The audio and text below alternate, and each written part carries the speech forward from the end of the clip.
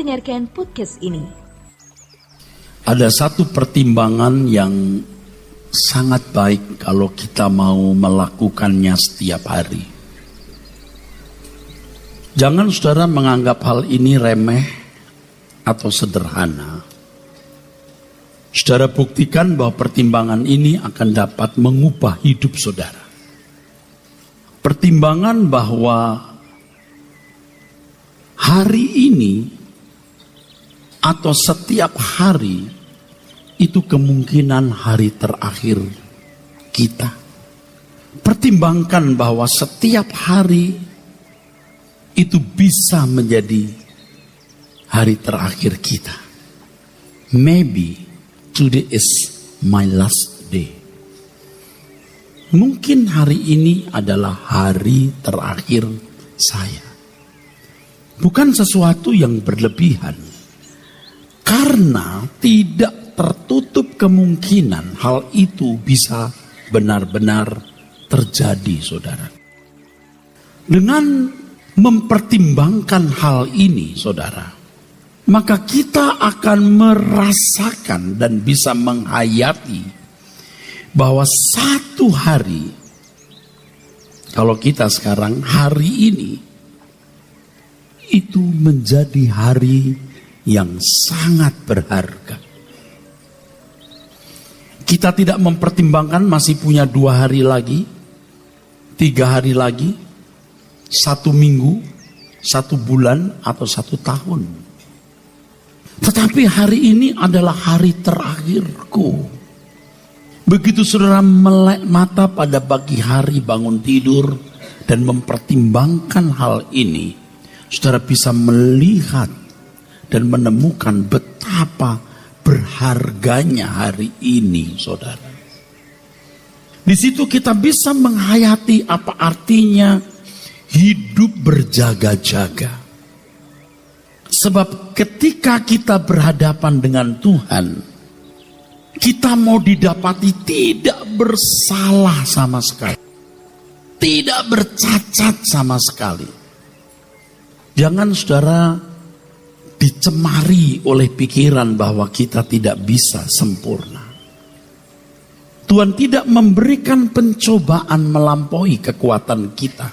Artinya tidak ada tes, ujian, atau pencobaan yang tidak bisa kita tanggulangi. Kecuali memang kita tidak berjaga-jaga. Tetapi kalau kita berjaga-jaga, semua godaan untuk berbuat salah, semua ujian atau kesulitan apapun yang namanya pencobaan bisa kita lewati, saudara. Sehingga setiap saat ketika kita harus berhadapan dengan Tuhan di hadapan pengadilan tahtanya, kita dijumpai tidak bercacat, tidak bercela. Kita harus memperkarakan ini. Apakah ada sesuatu dalam hidupku yang tidak berkenan di hadapan-Mu, Tuhan? Apakah masih ada sesuatu yang salah dalam diriku? Bapak, Ibu, Saudara, jika ini kita lakukan, maka kita akan memiliki kepekaan terhadap setiap hal yang mendukakan hati Tuhan. Lalu kita menjadi resik. Ada ibu-ibu yang resik. Dia tidak mau lihat ada barang kotor, tidak enak. Ada orang yang biasa di tempat yang mes, yang berantakan, dan dia nyaman dengan keadaan itu. Tapi kalau orang sudah biasa membenahi diri, sekecil apapun kesalahan atau dosa kita yang membuat kita tidak sejahtera, oleh karena Tuhan tidak nyaman. Karena Tuhan tidak nyaman, kita tidak sejahtera. Kita lebih cepat mendeteksinya. Kita akan makin menjadi seperti domba, bukan seperti babi. Babi itu, saudara, biar dicuci bersih, diberi pita, bibirnya dikasih lipstik, didudukkan di sofa bersih, ada karpet di bawahnya. Begitu dia lihat comberan, dia masuk lagi. Namanya juga babi, saudara. Dia tidak suka tempat bersih. Bisa bersih itu sementara waktu. Tapi beda dengan domba. Domba tidak suka tempat kotor. Dia tidak akan betah kalau ada tempat kotor, saudara-saudaraku sekalian. Perlu Bapak Ibu ketahui, mental kita itu mental domba atau mental babi, saudara. Kalau mau mental domba ya harus rajin bersih-bersih diri. Setiap kali kita mengucapkan kata yang salah, kita minta ampun. Kita memiliki sikap berjaga-jaga yang benar. Kita makin peka terhadap kesalahan atau hal yang mendukakan hati Tuhan. Dan kita memiliki selera resik. Jadi jangan saudara lihat kalau wanita itu bersih, berarti hatinya bersih loh. Jangan lihat kalau ada pria bersih, hatinya bersih loh. Ia bersih fisiknya tapi gak bersih batinnya. Itu sangat mungkin, saudara. Dengan kita mempertimbangkan hal ini, kita menghargai hari yang Tuhan berikan walaupun satu hari. Kita memiliki sikap berjaga-jaga yang benar. Hati kita resik. Kita tidak membuka celah terhadap kenikmatan dunia. Kita akan berkata, duniaku sudah berakhir. Ku akhiri jalan hidupku untuk mengiring Yesus Tuhanku. Seorang yang tidak mengakhiri hidupnya tidak bisa mengiring Tuhan Yesus. Kalau engkau tidak melepaskan dirimu dari segala milikmu, kamu tak dapat jadi muridku. Akhiri jalan hidup saudara, akhiri jalan hidup saya, akhiri jalan hidup kita. Dunia sudah begitu rusak, saudaraku. Mari kita akhiri jalan hidup kita, saudara. Jangan berharap dunia membahagiakan, menyenangkan kita. Apapun bentuknya, bagaimanapun keadaannya. Jangan membuka celah di mana kita mengharapkan dapat menikmati kebahagiaan dari dunia ini. Dengan mempertimbangkan, saudaraku, bahwa hari ini hari yang terakhir buat kita, maka kita tidak akan membuka celah terhadap kesenangan-kesenangan dunia, apapun bentuknya dan suasana bagaimanapun, tidak kita harapkan. Yang berikutnya, dengan mempertimbangkan bahwa hari ini hari terakhir kita, maka kita akan rela berbuat apapun demi kepentingan Bapa di surga. Sehingga suatu saat, suatu hari, dan bisa hari ini, karena hari ini hari terakhir, kita berhadapan dengan Tuhan, kita telah menyelesaikan bagian kita. Menyelesaikan pekerjaan Tuhan yang dipercayakan kepada kita. Dan masing-masing kita ini pasti memiliki tugas istimewa yang tidak bisa dikerjakan oleh orang lain. Tuhan percayakan kepada saudara dan saya secara pribadi. Tunaikan itu, saudaraku. Jangan meninggal dunia sebelum menunaikan tugas yang Tuhan berikan. Harus selesaikan dulu. Dan yang terakhir, jika kita mempertimbangkan bahwa hari ini hari yang terakhir, dan kita sungguh-sungguh mengisi hari hidup kita dengan pertumbuhan kedewasaan rohani yang benar, kita berjuang untuk kepentingan Tuhan, maka kita siap meninggal dunia. Kita siap. Kematian bukan sesuatu yang menakutkan, saudara. Dan ini harus benar-benar menjadi fakta hidup, bukan dengan perkataan saja. Fakta hidup. Oleh sebab itu, Bapak Ibu Saudara sekalian, yang harus ditegaskan sesuai dengan tema minggu-minggu ini, bahwa perjalanan bangsa Israel bisa menjadi lukisan gambaran hidup kita. Kalau perjalanan bangsa Israel itu perjalanan menempuh jarak. Sedangkan perjalanan kita itu perjalanan mengubah manusia batinnya. Mengubah manusia batinnya. Ini sebuah perjalanan. Dan setiap hari itu hari perjalanan kita. Dan itu bisa hari terakhir kita. Sebab kalau bangsa Israel jelas arahnya adalah Kanaan duniawi. Jelas berapa jarak yang harus ditempuh dan berapa hari untuk menempuhnya. Tapi kita langit baru, bumi baru. Tuhan tidak pernah memberitahu masih berapa jauh. Jadi perubahan manusia batiniah, yaitu dari manusia dengan kodrat dosa menjadi manusia dengan kodrat ilahi. Dari hidup menurut daging, hidup menurut roh. Bapak Ibu Saudara sekalian, dalam bahasa Yunani kata daging ini sarkos, sarka. Menurut daging itu kata sarka. Daging di sini bukan hanya bicara soal fisik dan menyangkut dosa seks, percabulan, dan dosa makan minum. Daging ini bicara soal human nature. Terjemahan daging di sini sarkos, human nature, kodrat manusia. Kita semua punya kodrat manusia. Sekarang Tuhan mau rubah kita untuk menurut roh. Jadi dari keinginan daging lalu menjadi menurut roh. Kata daging tadi sarkos, yang bisa berarti apa tadi? Human nature, kodrat manusia. Sedangkan keinginan di sini bukan lust atau desire. Di dalam Roma 8 ini menggunakan kata phroneo, yang artinya cara berpikir. Ada cara berpikir daging, ada cara berpikir roh.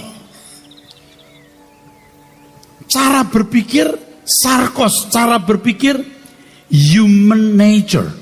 Human nature, cara berpikir manusia pada umumnya, phroneo. Kata ini digunakan dalam Filipi 2 ayat 5 sampai 7. Hendaklah kamu dalam hidupmu bersama menaruh pikiran dan perasaan yang terdapat juga dalam Kristus Yesus. Juga phroneo, saudara. Ini kita warisi sejak kita masih kanak-kanak. Kita menyerap apa yang orang tua ajarkan. Kita menyerap lingkungan dan pergaulan sekitar kita. Terbangunlah cara berpikir. Terbangunlah cara berpikir. Jadi keinginan daging di sini artinya cara atau pola berpikir natur manusia. Nah, setelah kita menjadi orang Kristen, saudara, menjadi orang percaya, harus diubah. Sejak kita memanggil Allah itu Bapa, harus dirubah. Kalau kamu memanggil Allah itu Bapa, hendaklah kamu hidup dalam ketakutan selama kamu menumpang di dunia. Kenapa takut? Sebab 1 Petrus 1:18, kamu telah dibeli, ditebus dari cara hidupmu, dari keinginan daging, cara berpikir manusia pada umumnya, dari cara hidup yang kamu warisi dari nenek moyang, patro paradoto, harus digantikan. Tapi kalau bicara soal menggantikan cara berpikir, ini bukan waktu 1 hari atau 1 minggu, bahkan bukan waktu 1 tahun, saudaraku. Ini perlu waktu lama cara berpikir. Bagaimana cara berpikir seseorang itu diubah, saudaraku? Di dalam Yohanes 1 ayat 12-13, firman Tuhan mengatakan dari ayat 11, bahwa yang percaya kepada Yesus, maksud saya yang menerima dia sebagai penguasa, sebagai sang logos yang menciptakan langit dan bumi, dia diberi apa? Kuasa. Supaya tidak otomatis jadi anak Allah, diberi kuasa. Kuasa itu ada pada Roh Kudus. Itu hak, privilege, exousia, hak. Roh Kudus inilah yang menuntun orang percaya kepada seluruh kebenaran. Yohanes 16 ayat 13. Yang memberikan logos, konsep-konsep kebenaran. Lalu Allah yang bekerja dalam segala hal, melalui segala hal itu Roh Kudus berbicara. Sebab iman datang dari pendengaran oleh rema Kristus. Manusia hidup bukan hanya dari roti, tapi dari setiap rema yang keluar dari mulut Allah. Kalau dari mulut Allah pasti dari hatinya. Kalau dari mulut manusia belum tentu dari hatinya. Artinya dari hati. Lewat peristiwa atau kejadian hidup. Roh Kudus menuntun kita memiliki konsep-konsep kebenaran. Melalui pengalaman kita mendapatkan rema dan peristiwa-peristiwa hidup. Di sini cara berpikir kita, pola berpikir dibangun. Ini mendatangkan spirit atau gairah.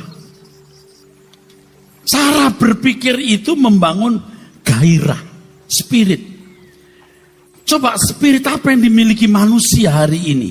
Spirit dunia. Kan dari muda dibangun cara berpikir yang salah.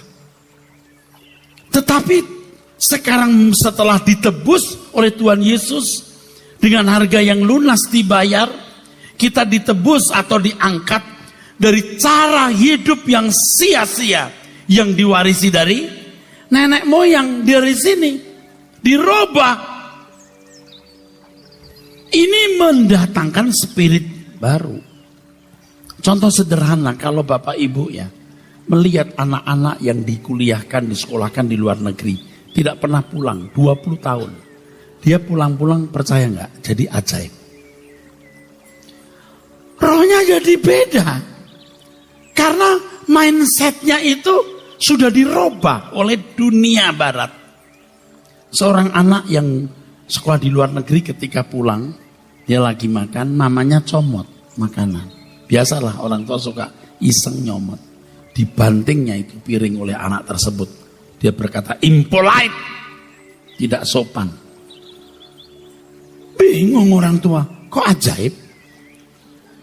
Iya, karena budaya barat telah merubah cara berpikirnya. Cara berpikir orang barat beda, saudaraku. Nah, jadi ini gairah yang baru atau spirit yang baru kalau dipimpin Roh Kudus, saudara. Saudara melihat fakta-fakta dalam kehidupan ini, cara berpikir ini, saudara, itu membawa spirit atau gairah, saudara. Ada spiritnya itu, ada gairahnya. Maka setelah menjadi orang Kristen, jadi orang percaya, ditebus, dia harus dimuridkan. Cara berpikirnya harus dirubah. Logos, kebenaran. Di sini saudara ikut kebenaran. Saya rindu Anda berubah. Itu semua akan membangun cara berpikir yang baru, saudara. Kita tidak tahu sampai kapan waktu hidup kita, saudara. Nah, ini perjalanan manusia batiniah. Dari kodrat dosa, dari human nature, kodrat dosa ke kodrat ilahi. Dari keinginan daging, cara berpikir daging, cara berpikir manusia pada umumnya, cara berpikir human nature kepada menurut roh. Menurut roh. Apa maksudnya menurut roh ini, saudara? Di dalam Alkitab, saudara akan menemukan beberapa kata mengenai roh, khususnya Roma pasal 8. Anda akan menemukan yang namanya roh Allah. Lalu menemukan roh saja. Lalu ada roh Kristus. Lalu ada roh perbudakan. Lalu ada roh kita, roh manusia maksudnya. Itu dalam satu pasal. Makanya Bapak Ibu ikut pendalaman Alkitab. Ini sudah pertemuan ke-39 mengenai kitab Roma. Detail sekali. Nah, ini kebetulan saya bicara mengenai perjalanan bangsa Israel. Dari Mesir ke Kanaan. Menempuh jarak itu bagi bangsa Israel. Kalau bagi kita menempuh perubahan manusia batiniah. Mau tidak mau saya bicara mengenai ini. Roh Allah ini Roh Kudus yang menuntun kita kepada segala kebenaran. Melalui firman, konsep-konsep yang kita dengar di gereja, melalui peristiwa hidup setiap hari yang kita lihat, kita dengar, apalagi yang kita alami, di mana perasaan kita ikut terlibat di situ. Tuhan memberikan rema. Roh Kudus menuntun kepada seluruh kebenaran, sehingga lahirlah roh. Lahirlah ini. Roh ini artinya gairah atau spirit. Kalau dulu lewat pengalaman hidup bersama keluarga, di sekolah, di lingkungan pendidikan, pergaulan, kita menangkap roh, namanya roh perbudakan. Roh perbudakan. Roh perbudakan, roh yang diperbudak oleh dunia. Saudara itu diatur dunia tanpa saudara sadar. Harus punya barang ini, harus punya barang itu. Tersinggunglah kamu kok gak dihormati. Diremut. Dikendalikan oleh dunia sekitar. Kamu belum pernah jalan-jalan ke sana kan? Pikirkan kamu jalan-jalan ke sana. Diremut. Roh perbudakan yang mengikat kita. Sekarang kita Roh Kudus memimpin kita melalui konsep-konsep yang kita miliki, melalui pengalaman hidup. Ada roh yang baru. Cara berpikir yang baru. Kalau kita ikuti ini, kita sepikiran dengan Allah. Karena roh itu dihasilkan dari pimpinan roh Allah. Spirit ini akan menjadi milik kita. Menyatu dengan kita. Yang suatu hari seandainya tidak ada Roh Kudus yang menuntun kita di surga, roh kita sudah sama dengan Roh Kudus. Cara berpikir kita, sikap hidup kita, selera kita seperti Roh Kudus, seperti Allah sendiri. Anda tidak bisa menemukan roh ini tanpa berjalan dengan Roh Kudus. Ada pimpinan Roh Kudus setiap hari. Sehingga kita menemukan cara berpikir yang baru. Dan cara berpikir itu mendatangkan atau menghasilkan atau membuahkan roh ini. Roh Kudus menuntun kita kepada segala kebenaran. Yang ini dunia ajarkan kepada kita. Sedangkan roh manusia ini unsur kehidupan yang ada pada kita. Ini nesyamah. Nesyamah ini media. Kosong. Kosong nesyamah itu. Waktu lahir kosong. Kapan mulai diisi? Ketika jiwanya diisi. Jiwa punya mata, punya telinga. Diisi masuk ke sini. Maaf, ini dagingnya. Matanya di dagingnya. Telinganya di daging. Masuk ke jiwa. Jiwa masuk ke sini. Dari kecil kita sudah dididik secara keliru. Jadi roh kita, roh manusia itu sebenarnya hanya media. Tidak punya pikiran. Pikirannya itu apa yang mengisinya. Nesyamah itu unsur kesadaran tergantung dari apa yang diisikan di dalam jiwanya. Yang paling banyak mengisi jiwanya dan dipandang sebagai positif masuk ke sini. Masuk ke dalam nesyamah atau rohnya. Ini jadi nurani. Ini froneo. Ini loh cara berpikir itu. Perjalanan kita itu tidak menempuh jarak, tapi perubahan manusia batinnya. Dari kodrat dosa ke kodrat ilahi. Hidup menurut daging, berubah menjadi menurut roh.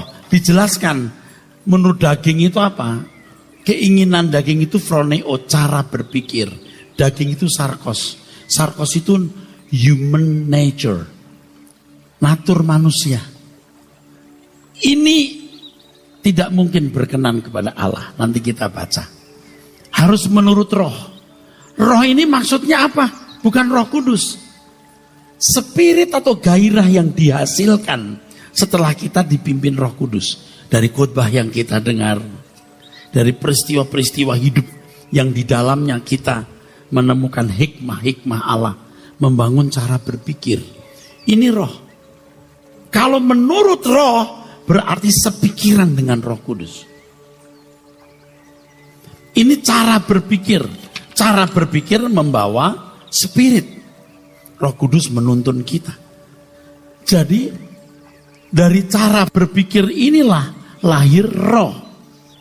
Roh huruf kecil. Membawa spirit. Menghasilkan spirit.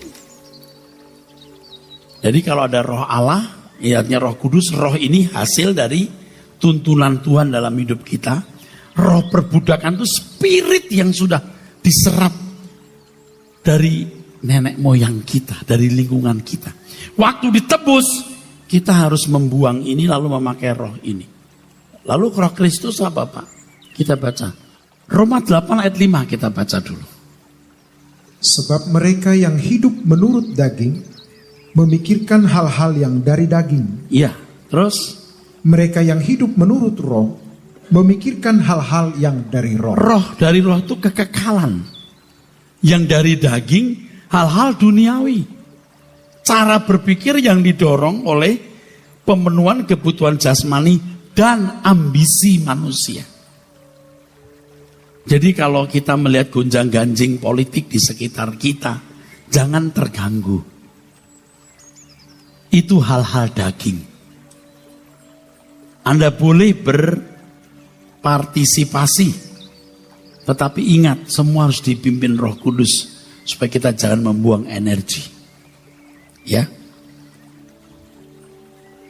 itu perkara-perkara daging. Terus, karena keinginan daging adalah maut, tetapi keinginan roh adalah hidup dan damai sejahtera. Terus, sebab keinginan daging adalah perseteruan terhadap Allah, karena ia tidak takluk kepada hukum Allah. Hukum Allah itu hukum kesuciannya. Terus, hal ini memang tidak mungkin baginya. Mereka yang hidup dalam daging tidak mungkin berkenan kepada Allah. Ya, Bapak kita itu absolut. Dia tidak ingin kita punya hukum sendiri atau mengurangi apa yang dia kehendaki. Ya, Allah tidak mau. Allah mau kita itu tunduk secara mutlak. Tunduk secara mutlak. Hidup menurut daging tidak berkenan kepada Allah. Terus, tetapi kamu tidak hidup dalam daging, melainkan dalam roh. Jika memang roh Allah diam di dalam kamu. Oke, cukup dulu, itu dulu. Sebenarnya kan yang dikehendaki Allah pada mulanya, manusia yang memiliki gambar dan rupa seperti dia. Yang bisa berpikir, berperasaan seperti dia. Man of God. Segambar serupa. Yang punya selem demot seperti Allah. Gambar dan rupa Allah. Tapi manusia gagal. Kehilangan kemuliaan Allah artinya tidak mampu mencapai kesucian Tuhan.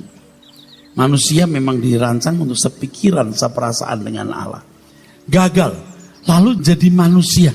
Bukan manusia Allah.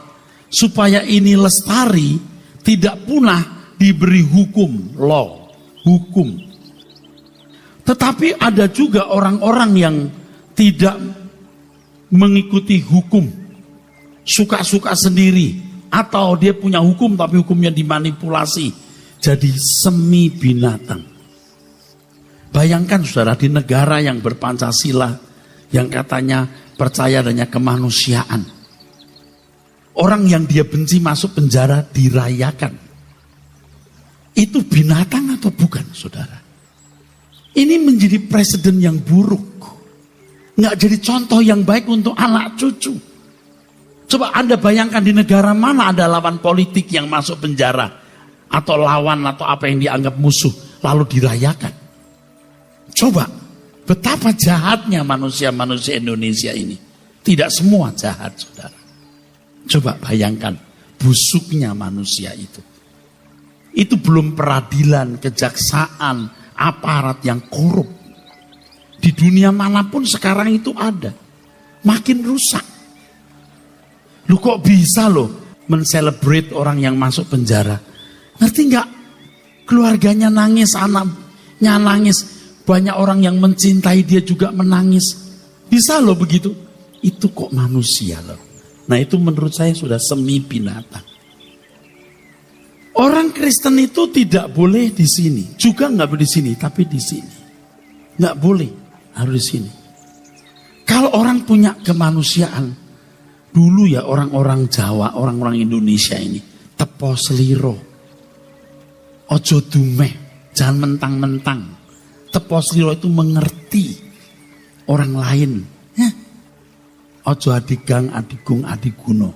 Jangan sok kuat, sok berkuasa, sok berkedudukan tinggi. Jadi mentang-mentang. Filsafatnya orang Indonesia ngalah luhur wekasane, artinya mengalah itu untuk menang. Di sini nggak ada sekarang. Nggak tahu itu budaya siapa.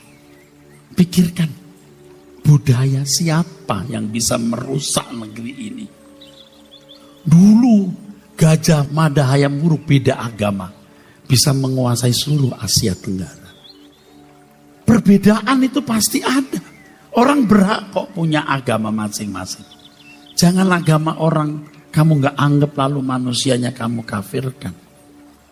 Dan yang saya sedih, orang yang menuduh orang lain kafir, kok bisa loh hidup nyaman di luar penjara. Tapi ini dunia sudah rusak, saudara. Gak apa-apa. Kita memandang langit baru, bumi baru. Cuman siap gak, saudara? Saya khawatir Anda belum siap. Coba deh baca dulu ayat yang ke-14 langsung deh. Itu bomnya di situ. Roma 8 ayat 14. Semua orang yang dipimpin Roh Allah adalah anak Allah. Yang dipimpin Roh Allah adalah anak Allah. Selama ini terjadi penipuan dan penyesatan yang menyedihkan. Semua orang Kristen itu dianggap sudah jadi anak Allah. Enak betul. Mana bisa? Siapa yang ngajarin begitu? Yang menerimanya baru diberi kuasa supaya jadi anak Allah. Nggak langsung jadi anak Allah. Nah ini berat sekali menyampaikan hal ini. Tapi saya mau beritahu ya. Saudara ini semua ini belum tentu sudah jadi anak Allah. Yang dipimpin Roh Allah itu anak Allah. Kenapa? Yang dipimpin Roh Allah menemukan roh atau spirit. Spirit itu cara berpikir seperti Allah. Dan menurutinya supaya cara berpikir Allah juga cara berpikir kita. Maka Tuhan mengatakan kita harus memiliki phroneo Kristus, cara berpikir Kristus, pikiran perasaan Kristus. Kalau bapaknya punya cara berpikir A, anaknya juga punya cara berpikir A. Persoalannya saudara sekarang sudah punya cara berpikir Allah belum? Nah, jangan ngaku anak Allah. Bahkan Kristen itu artinya seperti Kristus. Nanti kalau ada orang-orang yang selama ini membenci orang Kristen misalnya, yang mengkafir-kafirkan orang Kristen, lalu masuk penjara, kita berdoa supaya dia, Tuhan beri penghiburan atau kekuatan. Bukan dirayakan atau lalu kita seneng orang lain masuk penjara dan berkata rasain lu. Itu bukan anak Tuhan. Kalau anak setan itu begitu. Orang lain susah, dia senang. Kalau anak Tuhan, orang lain susah, kita ikut susah. Jangan balas dendam. Satu rahasia yang saya dapat, saya mau bagikan kepada saudara, agak menyimpang nih. Saya ini juga punya banyak masalah hidup ini, saudara. Seringkali juga rasanya kepala pecah, saudara. Istri saya pernah berkata, kamu turun naik dari lantai 1 ke bawah. Masalahmu apa sih? Banyak, Mam. Tapi saya terhibur oleh satu hal yang Tuhan ajarkan. Saudara mau nggak belajar? Ini subjektif ya. Kalau saudara mau pakai silakan, nggak mau pakai silakan. Begini senjatanya. Kalau kita menghadapi masalah, senjatanya cukup begini. Aku akan mati. Aku akan mati. Mungkin tidak minggu depan atau mungkin tidak besok, mungkin nanti malam. Sudah selesai. Kenapa saya harus susah? Jalani saja yang bisa aku jalani. Soal nantilah. Aku belum masih hidup nanti. Semua kan menghadap pengadilan. Apalagi saudara tahu Bapak-bapak ini kan usianya di atas 50 tahun rata-rata. Nggak lebih 20 tahun. Tunggu saja di pengadilan Tuhan nanti. Nggak ada suap. Nggak ada bisik-bisik. Nggak ada sponsor. Nggak ada pesanan. Nggak ada. Semua akan berlangsung dengan sempurna. Jadi tunggu, nggak usah marah-marah. Nggak usah tunggu. Semua ada penyelesaiannya. Kita akan mati. Jadi kalau ada ibu-ibu di sini dibully suami, disiksa suami, menderita, jangan marah. Katakan, aku akan mati. Tapi kau juga mati. Kita kan menghadap pengadilan. Ribut-ribut antara keluarga soal warisan lah, soal apa. Nggak usah ribut. Kasih tahu, kita akan mati. Kau nggak dapat, aku nggak dapat. Yang dapat setan. Setan. Berpikirlah cerdas sebagai anak-anak Tuhan, saudaraku. Hanya yang dipimpin Roh Allah itu anak Allah. Dengan berat hati saya mengatakan, tidak semua saudara ini kalau mati diakui anak Allah masuk anggota keluarga kerajaan loh. Belum tentu.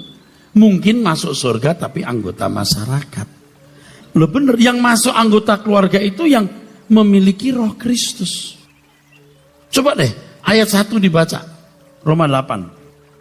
Demikianlah sekarang, tidak ada penghukuman bagi mereka yang ada di dalam Kristus Yesus. Yang ada dalam Kristus Yesus. Yang ada dalam Kristus Yesus maksudnya saudara orang Kristen. Ndaklah, ndak cukup begitu.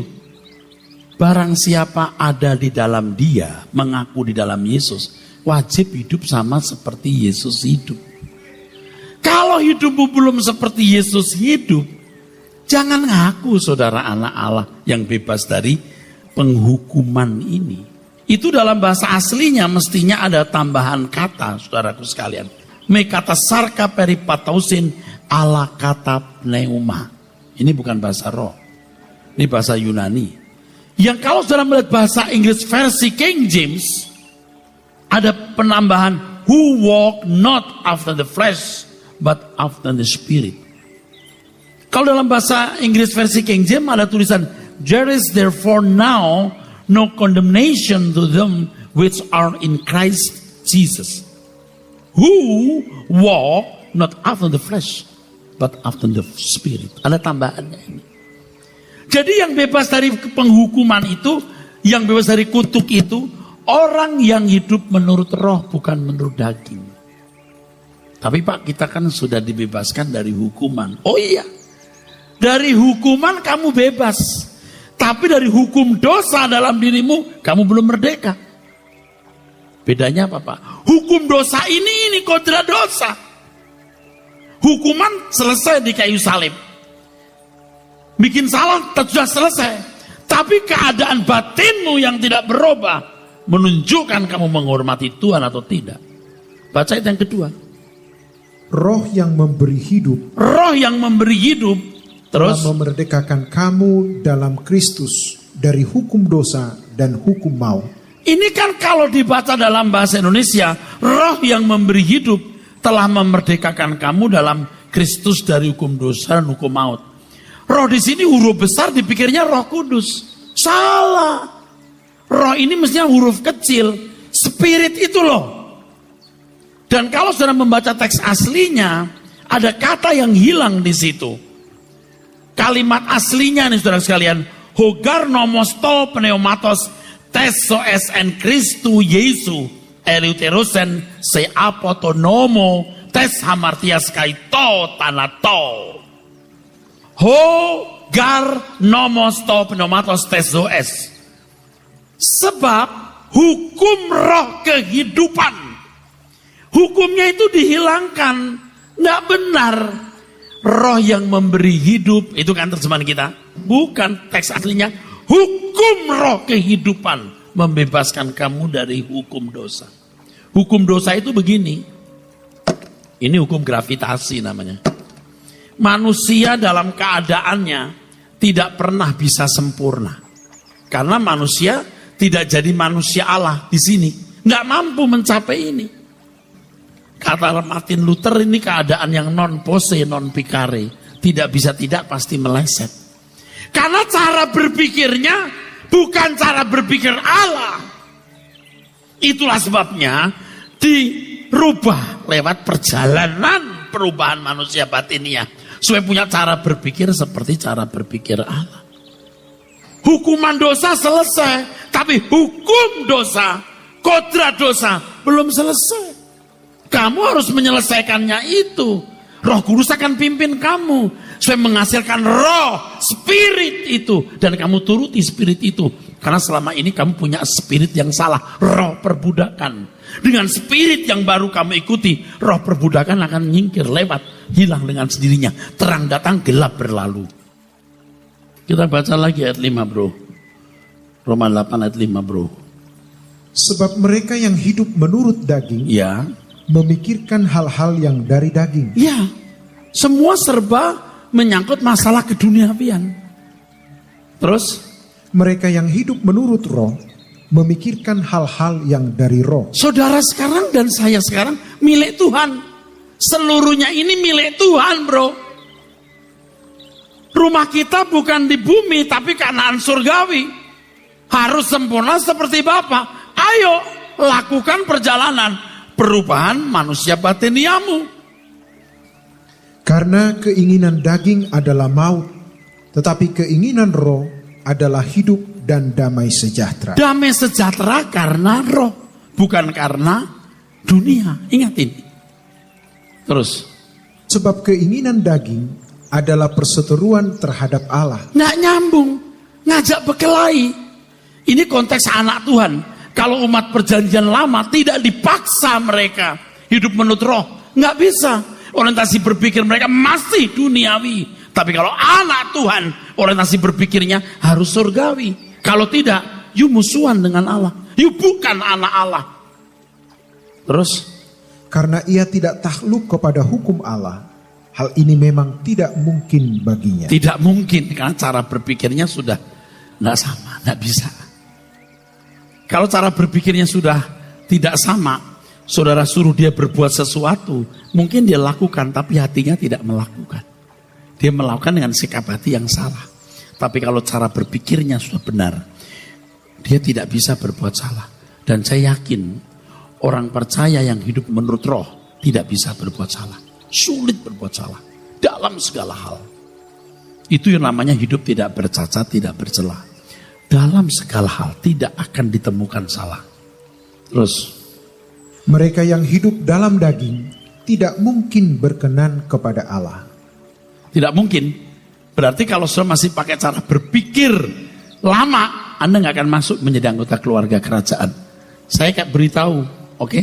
Supaya saya tidak bersalah kepada saudara. Saudara semua ini belum tentu anak-anak Allah. Ingat, karena cara berpikirmu menentukan saudara layak nggak menjadi anak Allah. Terus, Tetapi kamu tidak hidup dalam daging, terus. melainkan dalam roh. Jika memang roh Allah diam di dalam kamu. Diam itu artinya terus menerus. Diam terus menerus. Kalau kamu tidak mendengar pimpinan Roh Kudus, dia berduka, dia padam, nggak menetap. Tapi kalau dia menetap atau diam, berarti memang kamu hidup dalam pimpinan Roh Kudus sehingga menemukan spirit yang benar itu dan hidup menurut spirit itu. Dan roh yang kau temukan itu menjadi satu dengan kamu. Roh perbudakan tidak ada lagi. Seandainya nanti di surga kita tidak dipimpin Roh Kudus, kita sudah hidup seperti maunya Roh Kudus karena spiritnya, gairahnya, cara berpikirnya jadi cara berpikir kita. Supaya permanen jadi milik kita. Bukan dikit-dikit belok kanan, gerak kiri. Ayo belok kiri. Nah, kita sudah mengerti harus belok kiri, harus kanan. Cara berpikir kita sama dengan Roh Kudus. Terus, Tetapi jika orang tidak memiliki roh Kristus, ya, ia bukan milik Kristus. ngerti nggak artinya Roh Kristus? Tadi saya sempat menyinggung adanya hukum roh kehidupan. Ada hukum roh kehidupan. Merubah spirit itu ada tatanan. Kan kita dulu mengharapkan begini, ubah hatiku Tuhan, buat aku lemah lembut. Pernah jadi lemah lembut? Enggak. Oh Tuhan, aku mau lemah lembut. Lalu kerucuk satu ember lemah lembut. Sur terus jalannya di lemah lembut. Yang tadinya ke gereja jalannya begini, Hei, apa kabar? Hei. Begitu dikerucuki, roh lemah lembut, jalannya jadi halus. Sudah punya roh lemah lembut. Itu nggak ada tatanan. Tuhan Yesus itu lahir bukan dari benih dosa, tapi tidak sempurna. Untuk mencapai kesempurnaan, Ibrani pasal 5, 7 sampai 9. Belajar sampai menjadi man of God, manusia Allah. Iblis tawari dunia. Kalau Tuhan Yesus tunduk, dia tidak jadi manusia Allah. Dia tidak menurut roh. Nanti Yesus ngajarin kita juga cinta dunia. Tuhan Yesus tidak. Dia taat sampai mati, bahkan mati di kayu salib. Setelah taat sampai mati, bahkan mati di kayu salib, Tuhan Yesus berkata, segala kuasa di surga di bumi dalam tanganku. Dia jadi Kristus. Kristus artinya yang diurapi. Untuk menjadi yang diurapi, dia membayar mahal segenap hidupnya. Saudara dan saya juga harus taat sampai mati. Akhirnya punya roh Kristus. Roh Kristus bukan pribadi Yesus, tapi spirit yang sama. Seperti yang ada pada Yesus, juga ada pada kita. Itu roh Kristus. Kita bukan menjadi Kristus seperti Yesus, spiritnya yang sama. Makanya kita mengatakan, adalah kamu dalam hidupmu bersama menaruh pikiran dan perasaan yang terdapat juga dalam Kristus Yesus. Yang dalam rupa Allah, ia tidak menganggap kesetaraan dengan Allah sebagai milik yang harus dipertahankan. Dia mengosongkan diri, dia taat sampai mati, bahkan mati di kayu salib. Kamu pun harus seperti itu, supaya seperti dia menjadi Kristus. Dia punya roh Kristus dalam ketaatan sampai mati. Kamu juga punya roh Kristus. Ini tuntunan yang mahal, saudaraku. Kalau saudara punya anak, supaya anak saudara punya masa depan yang baik, saudara sekolahkan. Bukan hanya dalam negeri, bisa luar negeri. Kalau ada luar planet. Supaya dapat gelar, cari kerjaan gampang, pinter, demi masa depan sebelum kubur. Tapi kenapa untuk kursus kekekalan? Sesudah kematian Anda tidak berani bayar harganya. Kalau anak kita sekolah, anak kita kursus, les, kenapa untuk mental moral kekekalan tidak kita bimbing? Kalau cara berpikir sudah rusak, nggak bisa diperbaiki. Lihat agama-agama tertentu yang dari kecil dididik habis-habisan. Ketika usia muda, rela mati demi keyakinannya. Rela mati. Gampang loh mati demi yang diyakini. Anak-anak kita pinter-pinter.